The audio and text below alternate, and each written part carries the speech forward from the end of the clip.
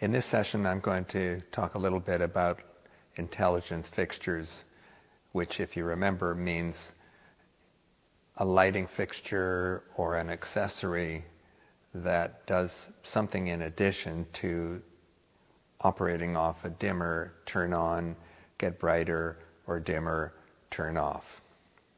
So most typically, that means that such fixtures require outside power, although that's not always the case.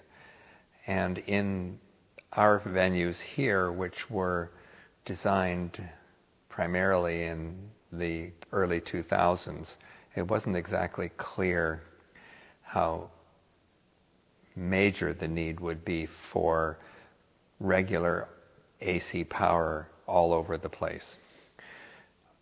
In particular up on the lighting grid. So one response to this situation that works sometimes is to switch the dimmers to acting as if they were just outlets.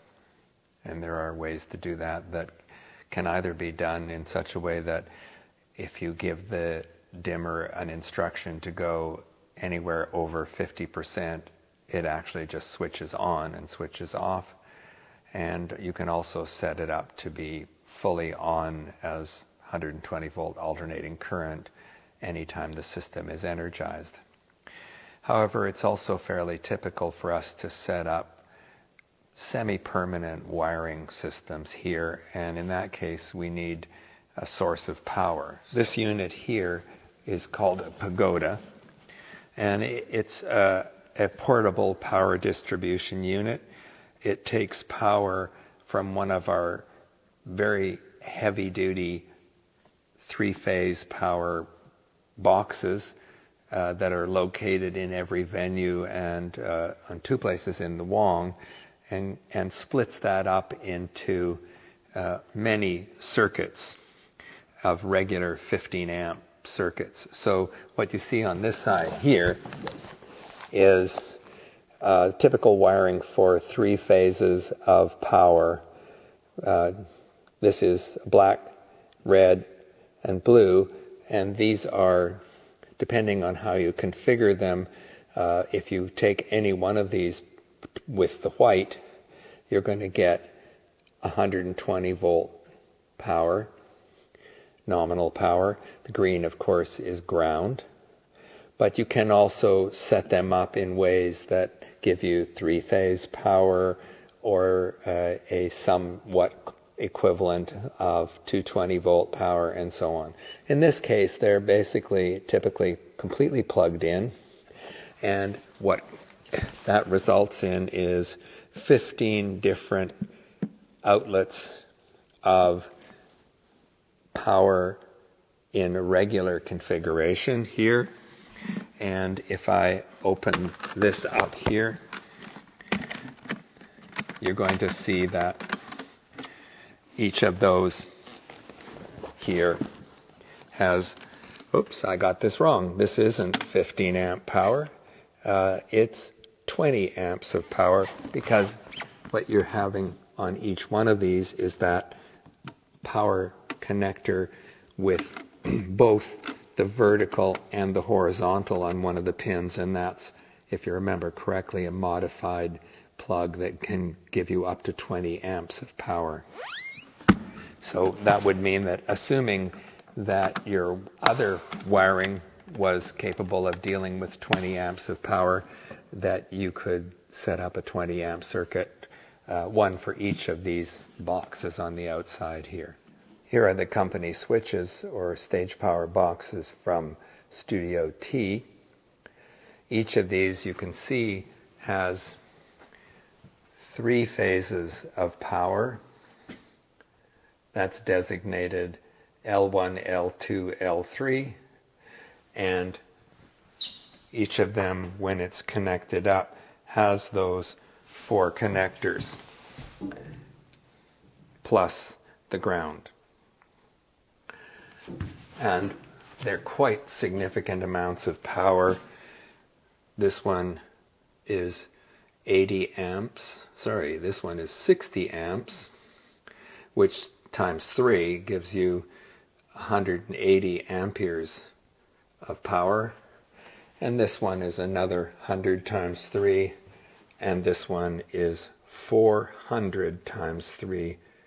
Suffice it to say, we are massively over-equipped in this regard.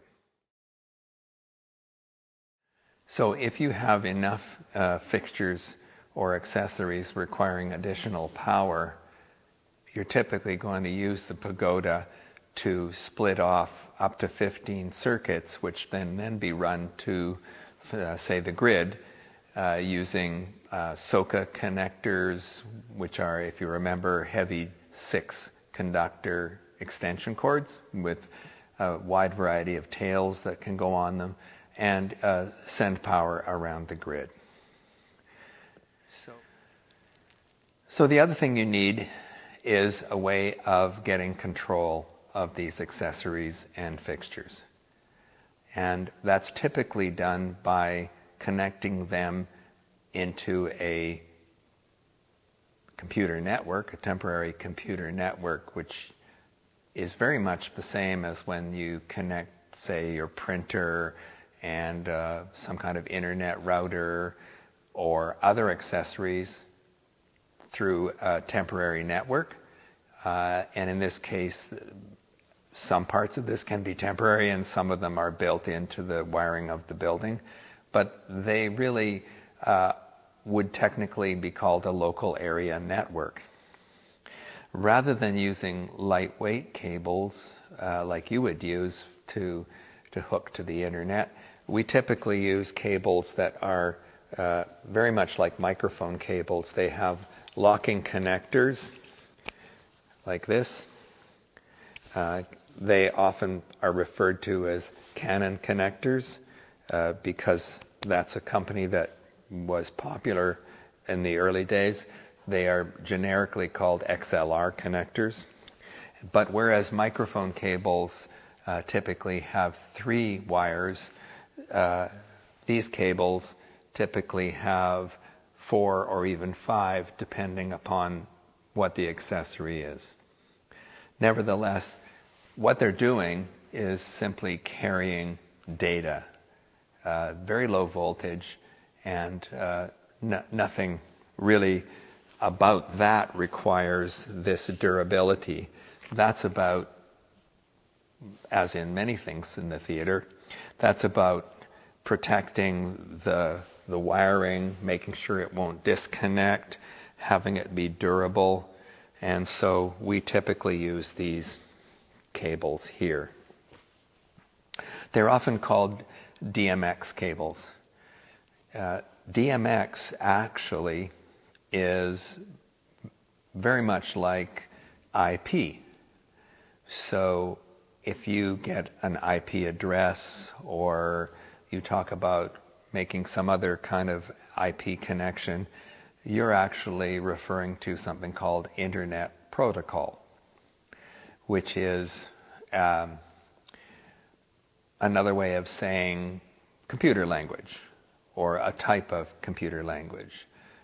You actually use these all the time without really thinking about it. So when you type on a keyboard, you're using a protocol called ASCII. It's simply a way of saying this number equals a small a or a capital A or whatever. Okay? So the protocol that is more often than not almost exclusively used in theater after things settled, after the dust settled, is called DMX. And so often people will just casually say, have you run the DMX? What they mean is, have you run these kind of cables with the appropriate types of connections and so on, and set up a local area network, which is often broken out into segments with nodes and routers and all that kind of thing. Details don't so much matter. What matters is it's carrying data, it's connecting the accessory or the fixture to a data-only side of the lighting control system, and sometimes the accessory or the instrument may have power. Sometimes the power may be supplied by a unit that is supplying both power and data. Sometimes the accessory may be on an instrument that is also running through the dimmer. Sometimes that's not necessary at all. It doesn't actually connect in any way to the dimmers that control the conventional instruments. So here's the back of our lighting controller, our lighting board for this studio at least. It's a smaller version of an ETC EOS, part of the EOS family. And it has lots of different connectors on the back of it for, regular power, various monitor connections, USB connections, etc. And over here, we have these data connections that I'm talking about. So upper ones here, in and out, this is MIDI, which is a music control network. But down here we have two outputs for DMX, 1 and 2. Typically there would be connections to the lighting rack. It could be coming through one of the two DMX connections. It could also be coming through a connection very much like an internet connection, but in this case proprietary and called ETC net, that is wired from here to the dimmers, and up to, on this board at least, two outputs for DMX that can be used for data connections to intelligent fixtures. All around the room in each of our venues there are ways to access permanent wiring and take advantage of routing that's actually built into the studio. So that could be inputs for sound, it could be inputs for the ETC lighting network, which is this one here. It could be DMX here, and there's quite a bit of routing equipment up on the tech ledges that makes that all controllable. Some accessories actually can be supplied power through a unit like this, which is called a PSU, or a power supply unit.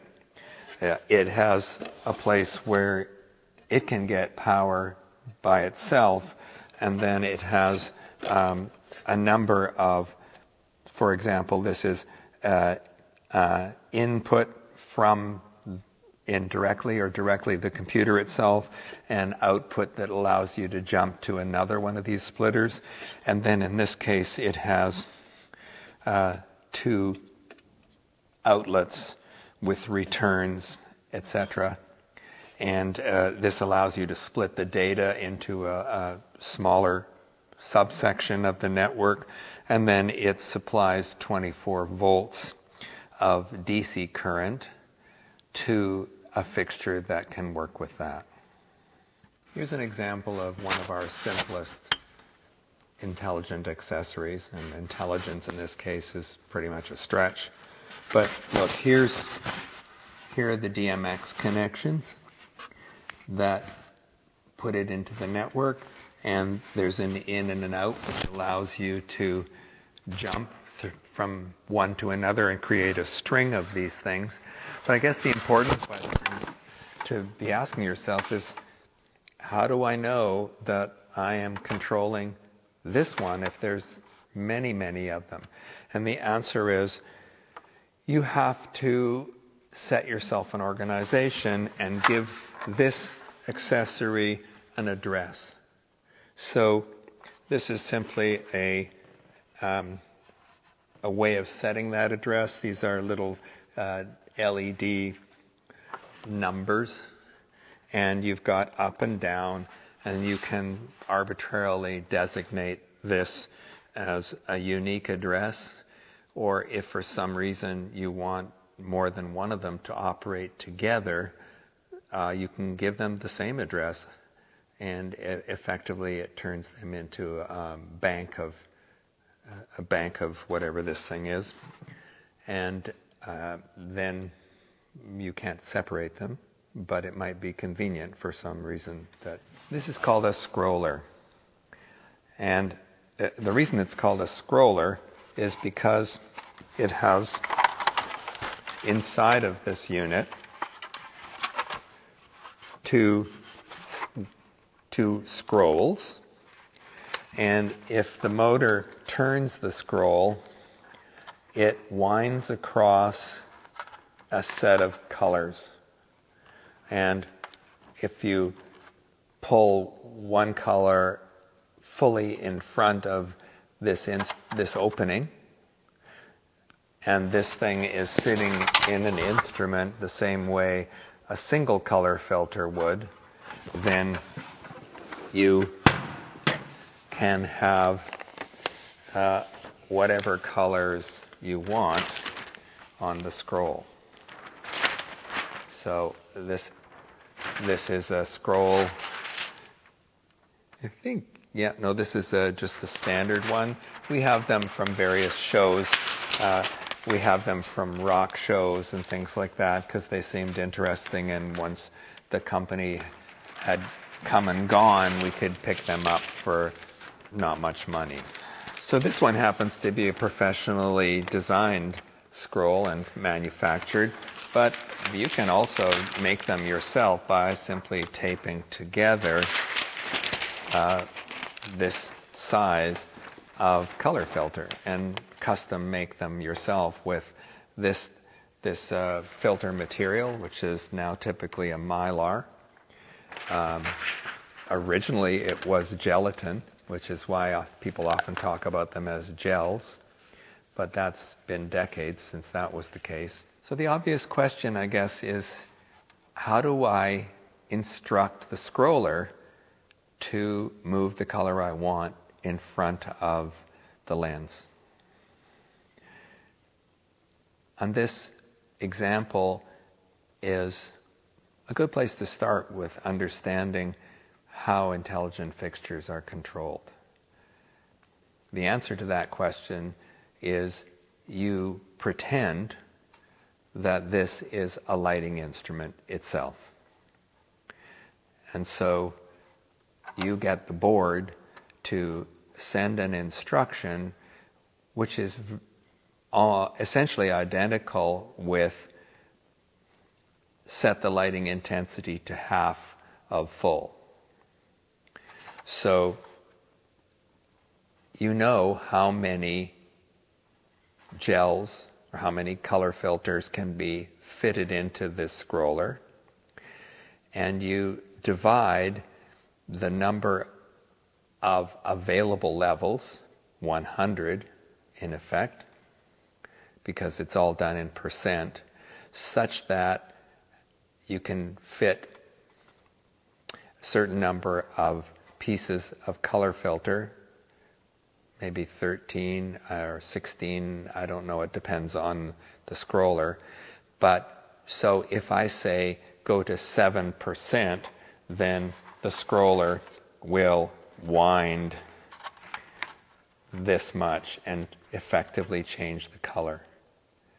And so each gel color, each filter color is represented by a lighting level in effect. And 0 is back at the starting point, 100% is the last color, and everything in between is divided into the number of percent levels it takes for one complete move from color to color. Here's an extremely useful accessory. This is called an IQ mirror. It goes in the front of a lighting instrument, typically a LECO, like a Source 4.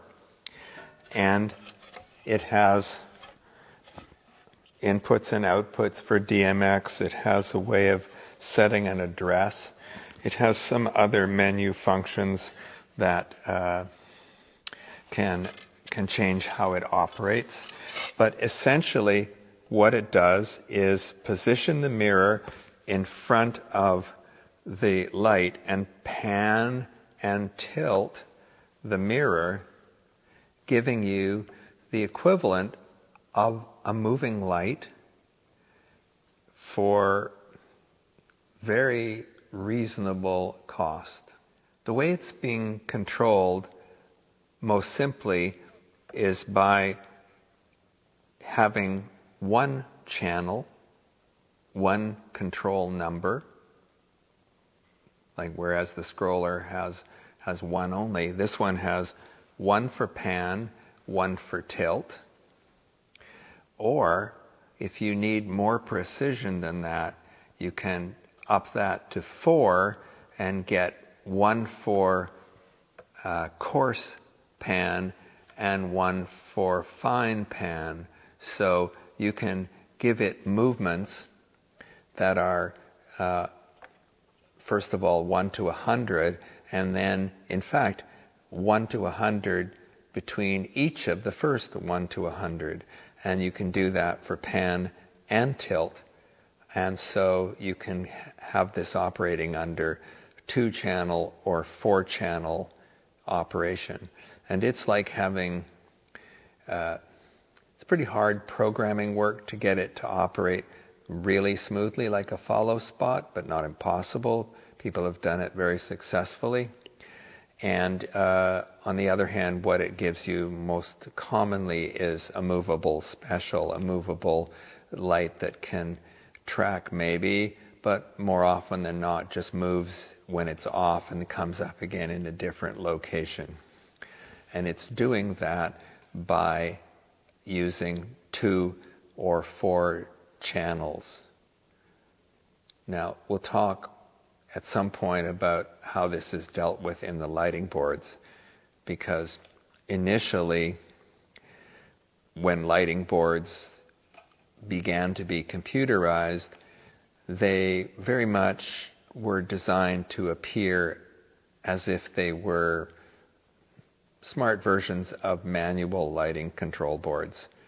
And then round about the time these ion boards and similar boards in other families began to appear, that became such a cumbersome pretense that it was just ditched entirely.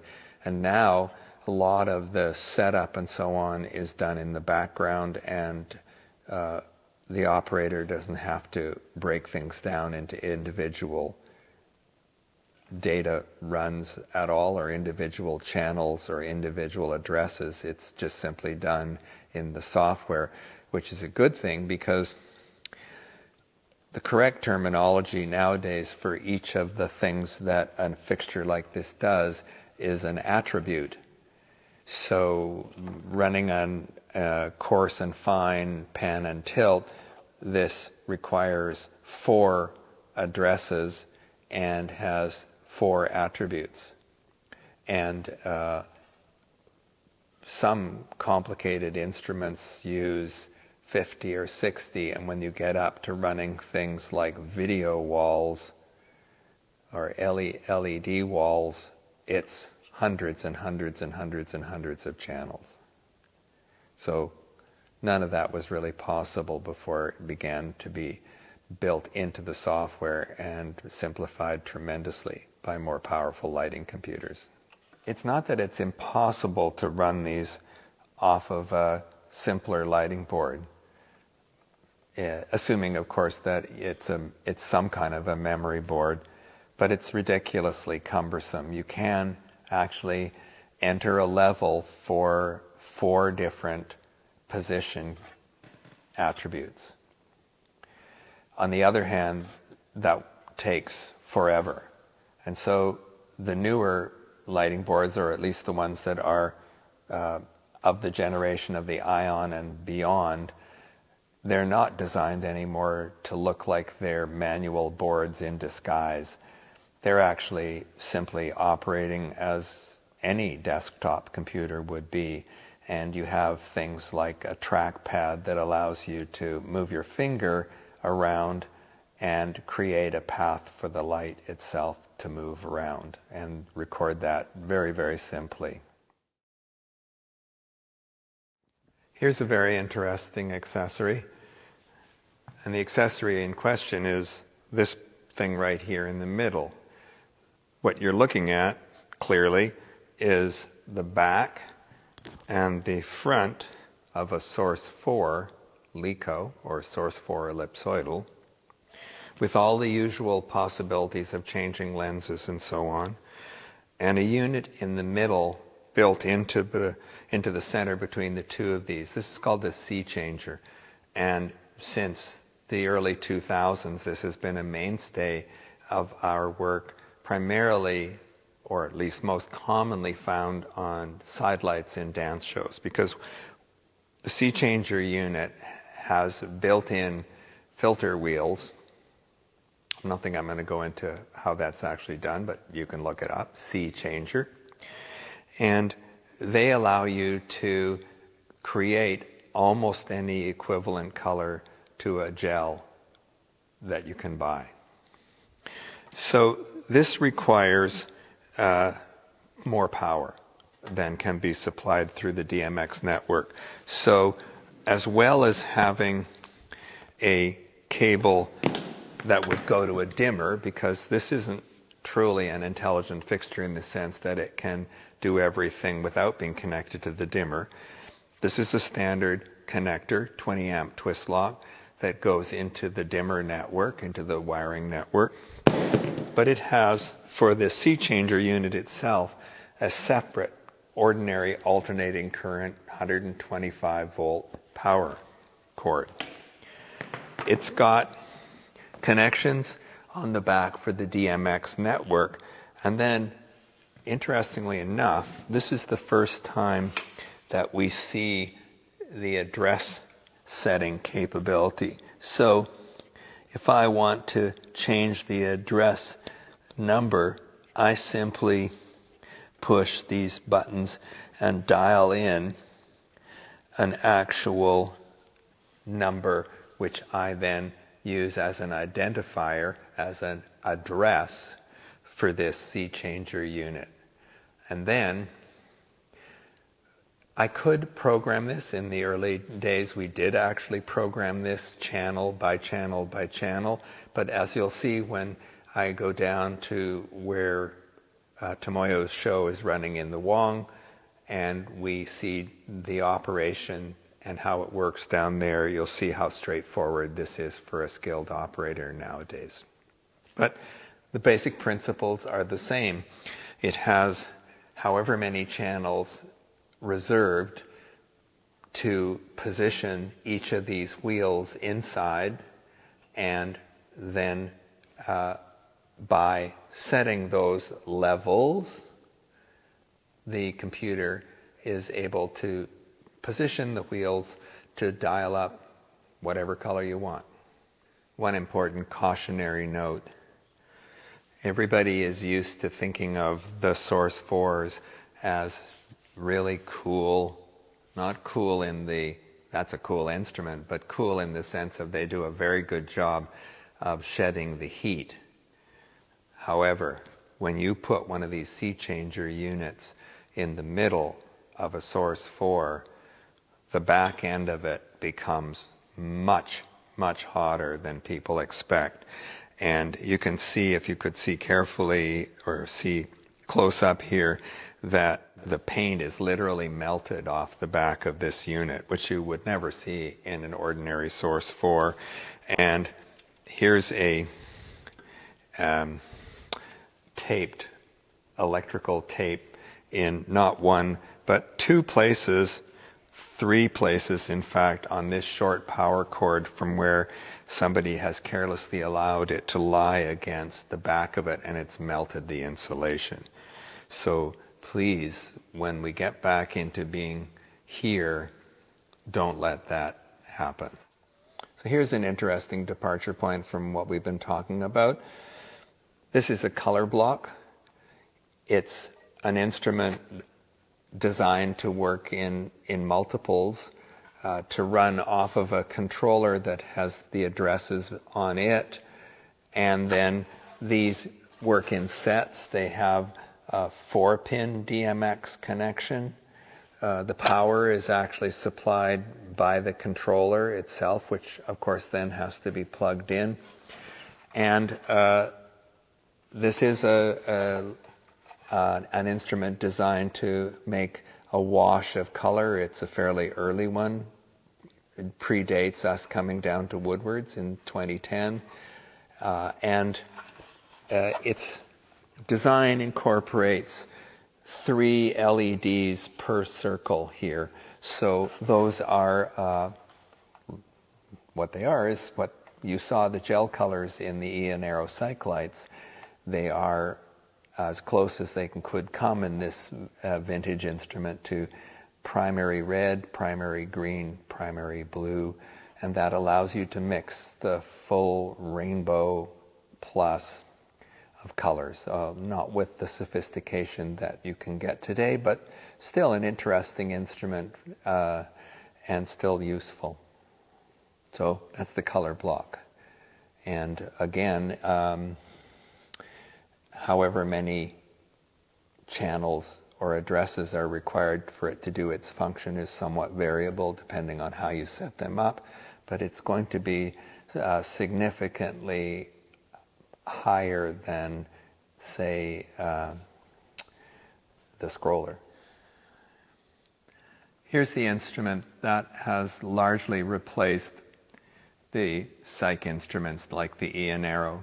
They're not exclusively used for lighting a cyclorama or a vertical wall, but they are certainly the instrument of choice now. This instrument has a different kind of a power connector, this blue one called the Nutrec, but has similar characteristics to many of our connectors. It simply plugs in and turns and locks, so it won't come out. It has, in this case, 5-pin DMX in and out. It has the addressing function here, and it actually can adapt from 120 volt, actually as low as 100 volts, to 240. It's got the electronics built into it, the software to make that possible. This instrument is the Vivid Celador series. It takes 8 channels of information to do what it does.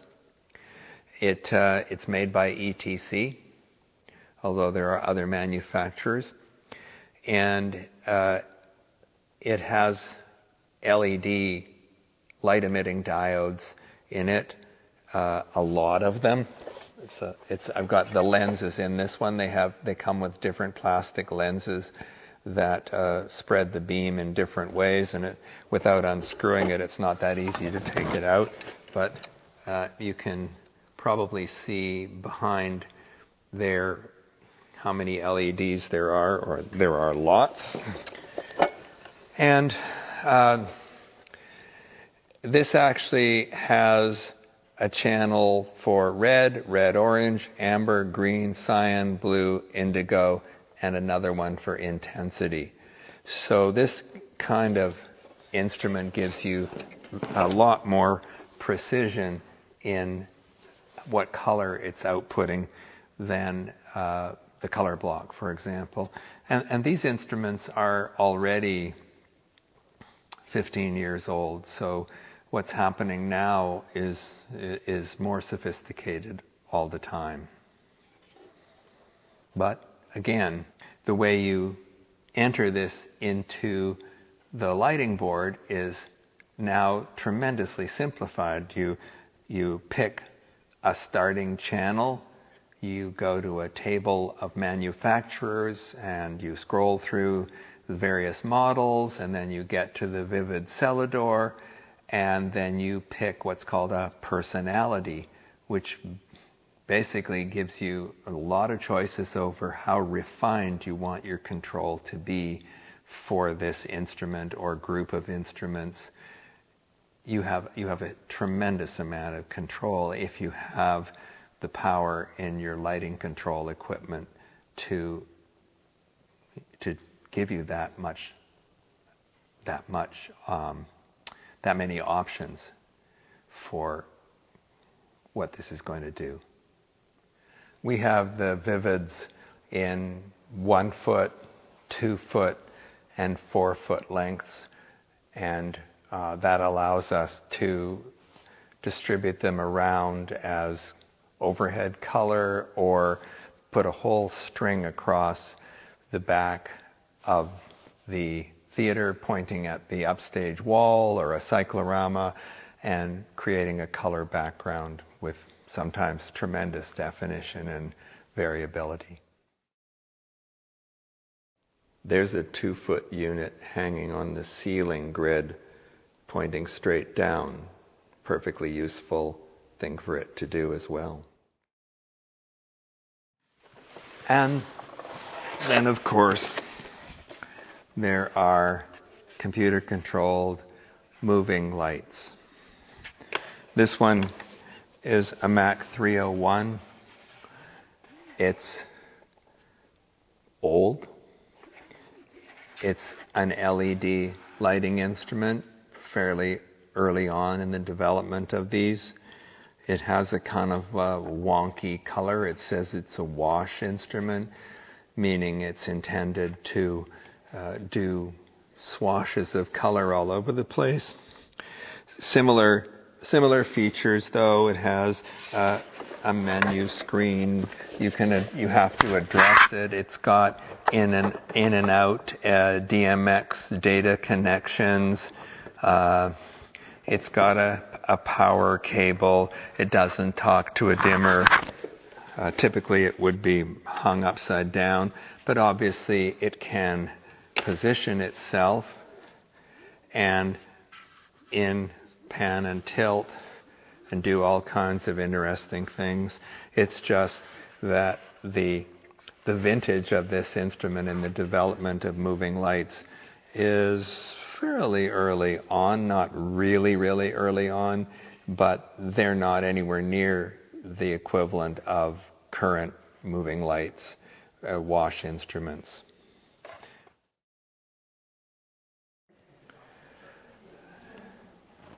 And then from here on up, the sky's the limit.